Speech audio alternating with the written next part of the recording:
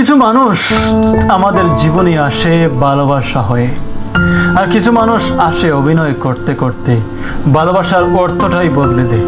কিন্তু তুমি তুমি তো অভিনয়ে একেবারে পাক্কা।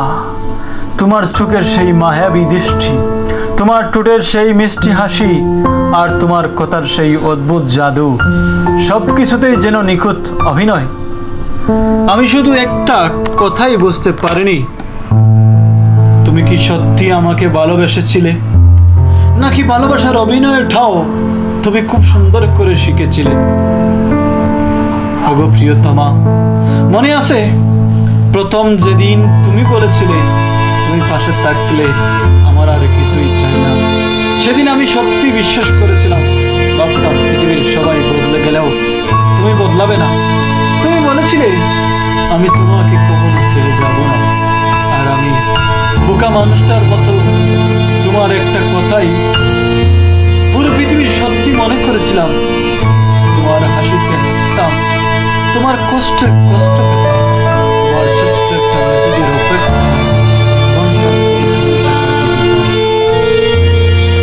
কারণ তুমি শুধু একজন মানুষ ছিলে না, তুমি ছিলে আমার অভ্যাস, আমার শান্তি, আমার স্বপ্ন। কিন্তু সময়ের সঙ্গে সঙ্গে সবকিছু বদলে গেল। তোমার সেই পরিবারের প্রাণটা আর আগের মতো কথা বলতে তোমার আর ভালো লাগতো না। আমি জিজ্ঞেস করতাম তুমি বলো, আমি বুঝতাম কিন্তু তুমি বলতে না। আমি আবার জিজ্ঞেস করতাম তুমি কি আমার উপর রাগ করেছো? তুমি বলতে না, একদম না। কিন্তু তোমার কণ্ঠ বলতো অন্য কথা, তোমার নীরবতা বলতো অন্য কথা।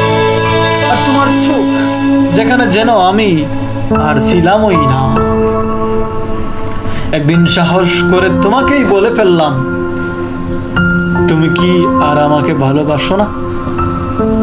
মেয়ে, তুমি কিছুক্ষণ চুপ করে থাকলে, তারপর খুব শান্তভাবে বললে, সব ভালোবাসা কি সারা জীবন থাকে? সেদিন কথাটা শুনে আমি কিছু বলতে পারিনি, শুধু মনে হলো সে মানুষটা একদিন বলেছিল তোমাকে ছাড়া আমি থাকতে পারবো না। আজ সেই মানুষটাই আমাকে শেখাচ্ছে কিভাবে তাকে ছেড়ে থাকতে হয়। জানো প্রিয়তমা, আমি তোমাকে কখনো নিখুঁত হতে বলিনি। তোমার ভুলগুলো আমি ভালোবেসেছিলাম, তোমার রাগ ভালোবেসেছিলাম, তোমার অভিমান ভালোবেসেছিলাম, তোমার ছোট ছোট পাগলামিগুলোও ভালোবেসেছিলাম। শুধু একটা জিনিস চাইনি, তুমি যদি সত্যি আমাকে ভালো না বাসতে সেদিনই বলে দিতে পারতে। আমি কষ্ট পেতাম, হয়তো অনেক কাঁদতাম, কিন্তু অনন্ত জানতাম তুমি সত্য কথা বলেছ। আজও তোমাকে দেখলে আমার হৃদয় আগের মতো থেমে যায়, তোমার হাসি দেখলে মন এখনো ভালো হয়ে যায়। কিন্তু একটা প্রশ্ন বারবার মনে আসে, যে মেয়েটা আমাকে এতটা ভালোবাসার অভিনয় করতে পেরেছিল, সে কি একবার সত্যি করে আমাকে ভালোবেসেছিল? হয়তো উত্তরটা আমি কোনোদিন পাবো না, তবু একটা কথা বলবো, অভিনয়ে পাক্কা তুমি। প্রিয়তমা, তুমি ভালোবাসার অভিনয়টা এত সুন্দর করেছিলে যে আমি বুঝতে পারিনি আমি তোমার গল্পের নায়ক নাকি শুধু একটা চরিত্র।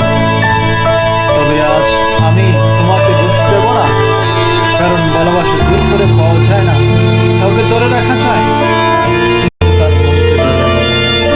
তুমি যদি ভারতে তোমার জীবন এমন কেউ আসুক যার সামনে তোমাকে কোনোদিন অভিনয় করতে হবে না, যে তোমার হাসির আড়ালে লুকিয়ে থাকা কষ্টটাও বুঝবে। আর যদি কোনোদিন পুরোনো দিনের কথা মনে পড়ে, তাহলে শুধু এটুকু মনে রেখো, একজন মানুষ ছিল যে তোমাকে অভিনয়ের জন্য নয়, তোমাকে সত্যিকারের অস্তিত্বের জন্য ভালোবেসেছিল। আরে হ্যাঁ, শেষবারের মতো বলি, অভিনয়ে পাক্কা তুমি। ওগো আমার প্রিয়তমা, তুমি হয়তো তোমার অভিনয় জিতে গেছো, কিন্তু আমি হেরে গিয়েও একটা জিনিস শিখেছি, ভালোবাসার চোখ বন্ধ করা যায়, কিন্তু নিজের আত্মসম্মানটা কখনো বন্ধ রাখা যায় না। কিছু ভালোবাসা শেষ হয়ে যায়, কিন্তু তাদের গল্পগুলো সেগুলো থেকে যায়, কখনো স্মৃতি হয়ে, কখনো চোখের জলের মতো, আর কখনো একটা প্রশ্ন হয়ে যায়, ভালোবাসাটা সত্যি ছিল নাকি শুধু অভিনয়। এরকম আরও ভালোবাসার নানান কাহিনী পেতে হলে আমাদের চ্যানেলটি সাবস্ক্রাইব করে রাখবেন, বেল আইকনে ক্লিক করে রাখবেন নতুন নতুন ভিডিও পাওয়ার জন্য।